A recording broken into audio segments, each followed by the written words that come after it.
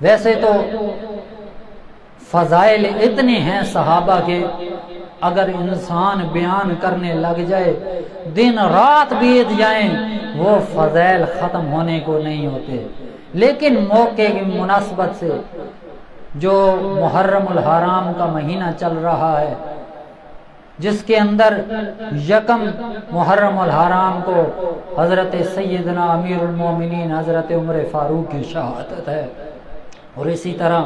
10 محرم الحرام کو امام حسین رضی اللہ تعالیٰ عنہ کی شہادت ہے۔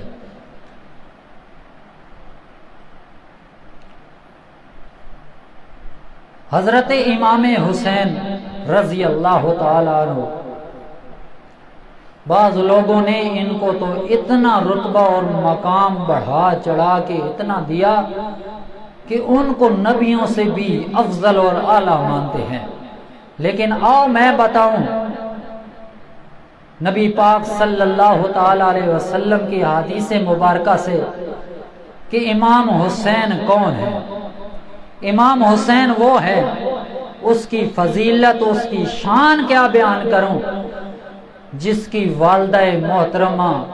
صاحبزادی رسول فاطمہ الزہرا ہے، جس کا بھائی حسن ہے جو ان سے 1 سال بڑا ہے، اور جس کا نانا وہ حسین، جس کا نانا میرے پاک پیغمبر محمد عربی محمد مصطفیٰ صلی اللہ تعالی علیہ وسلم ہے، وہ حسین جس کے والد گرامی ہمارے خلیفہ رابع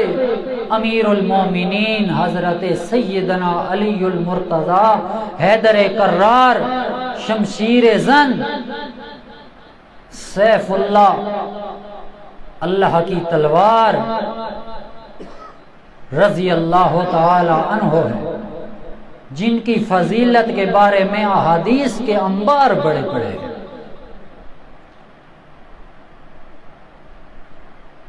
میرے پیارے امام حضرت حسین رضی اللہ تعالی عنہ جس وقت پیدا ہونے لگے، پیدا ہونے سے پہلے ایک ام فضل نے خواب دیکھا تھا۔ وہ خواب کیا تھا؟ وہ خواب بیان یہ کرتی ہیں کہ میں نے ایک خواب دیکھا ہے، آ کے اپنے پاک پیغمبر محمد رسول اللہ صلی اللہ تعالی علیہ وسلم کو بیان کرتی ہیں کہ رات کو میں نے خواب دیکھا ہے، فاطمہ تو بضعتم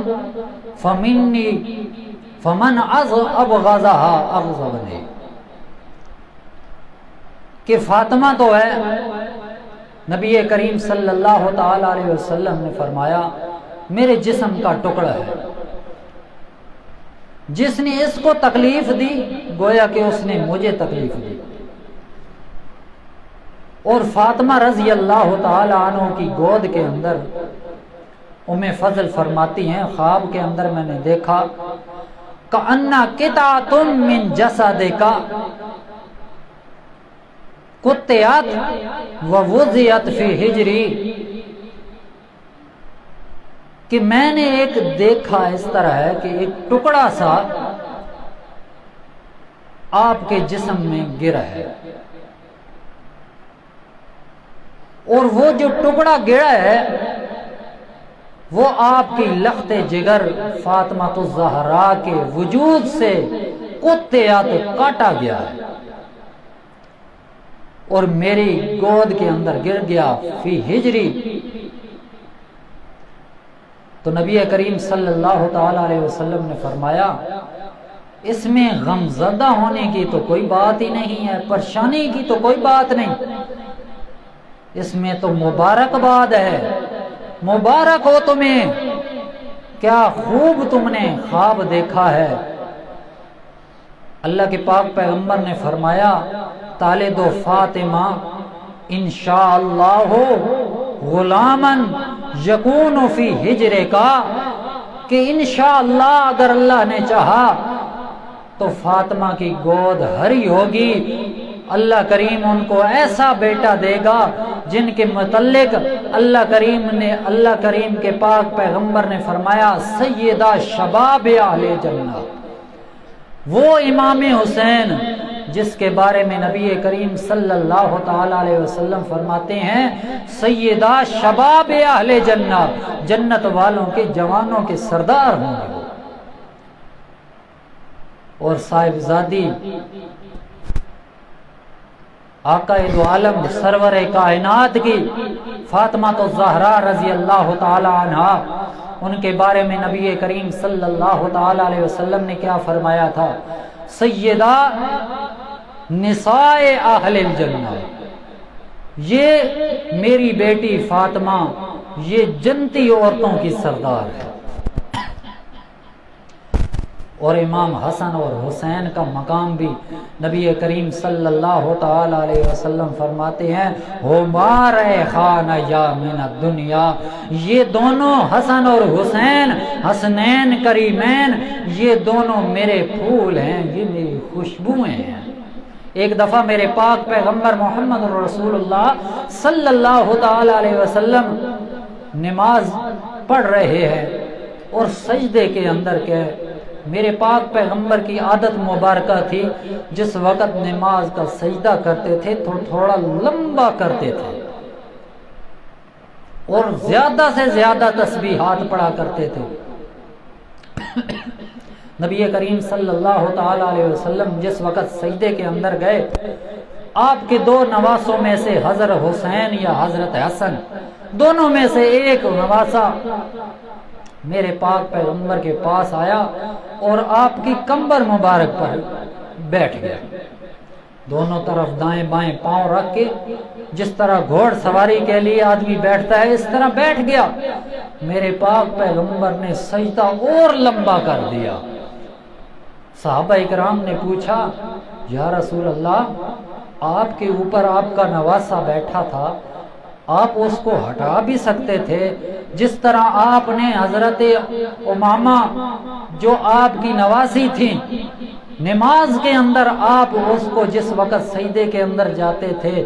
پاس رکھ دیا کرتے تھے، اس کو بٹھا دیا کرتے تھے، اور جس وقت آپ قیام کی حالت میں ہوتے تھے پھر دوبارہ اس کو اٹھا لیا کرتے تھے، وہ بھی تو نماز تھی۔ یا رسول اللہ، آپ اپنے نواسے کو اتار دیتے اور سجدہ مختصر ہو جاتا۔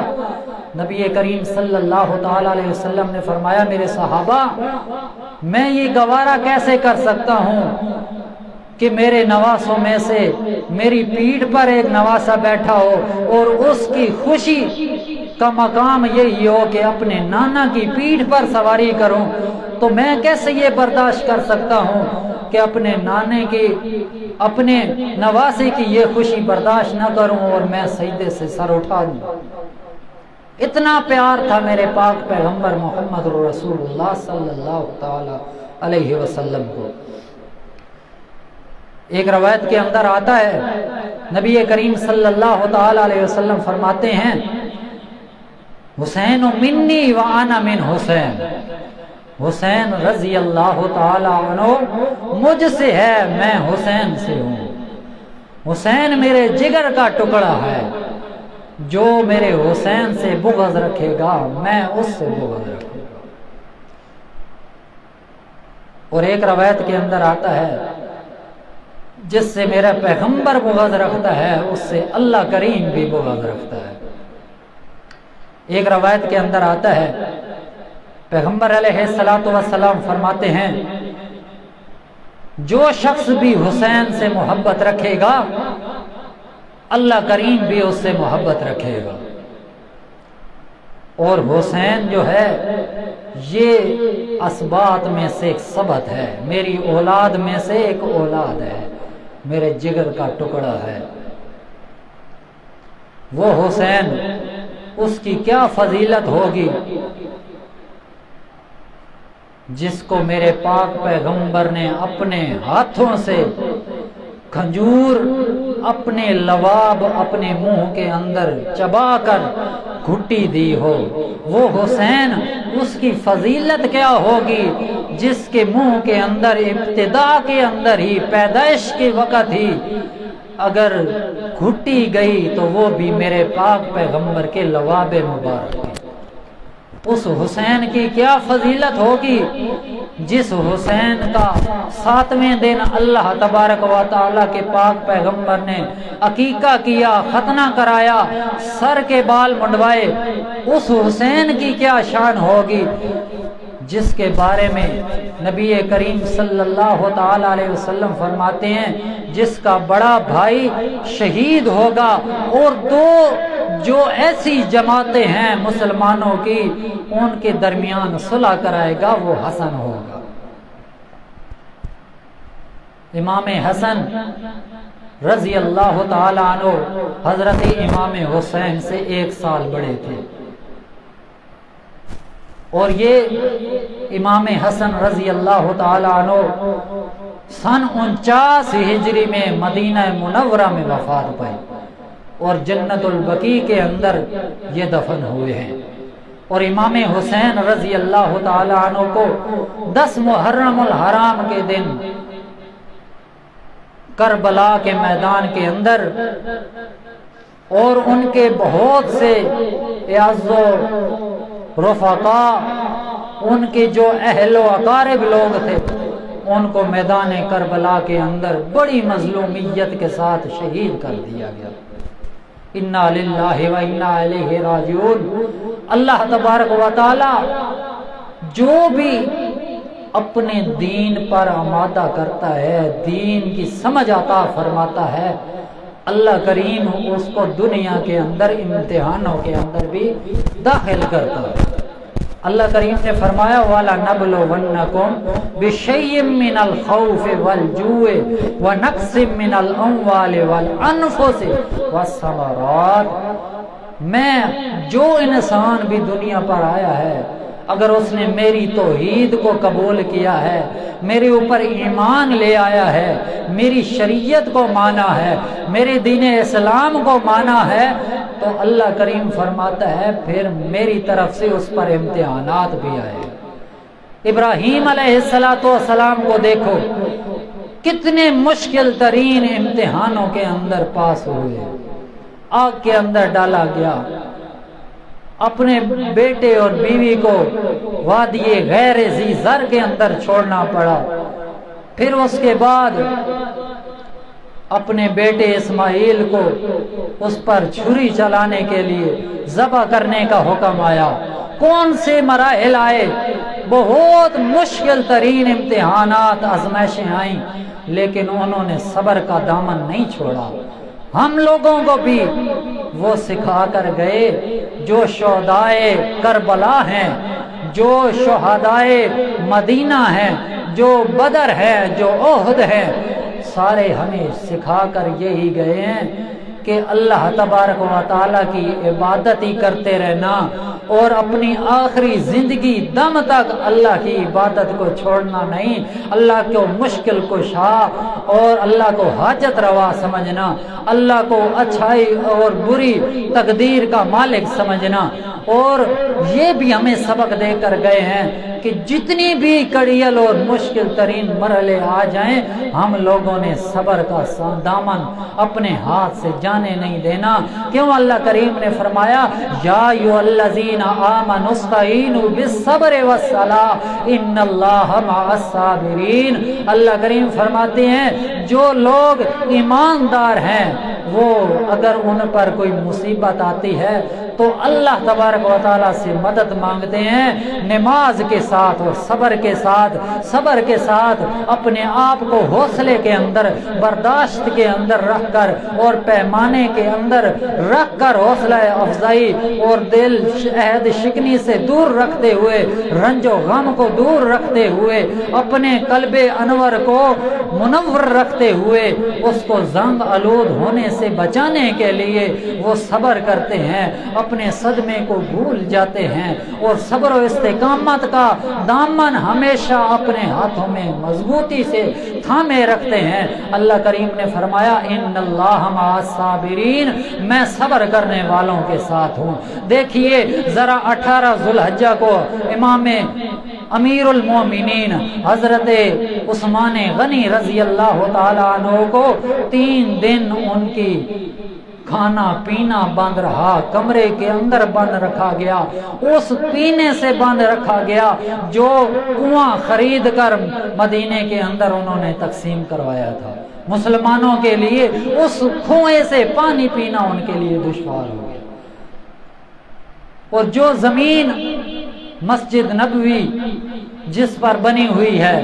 وہ زمین بھی حضرت عثمان غنی رضی اللہ تعالی عنہ نے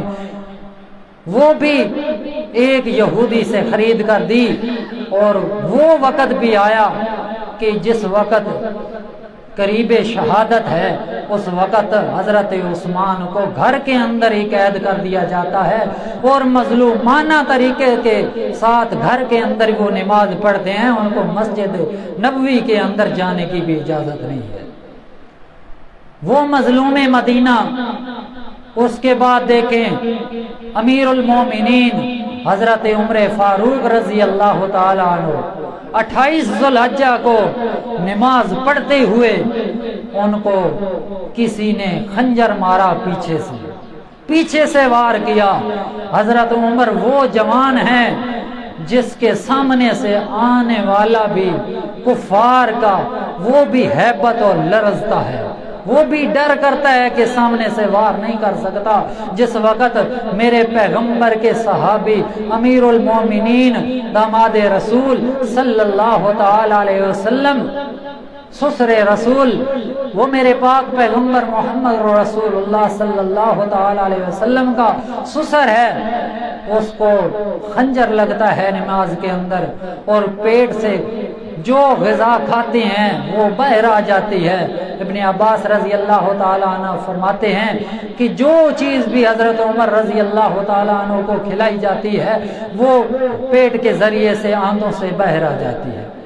ایسے حالات پیش آئے، بالآخر 3 دن تک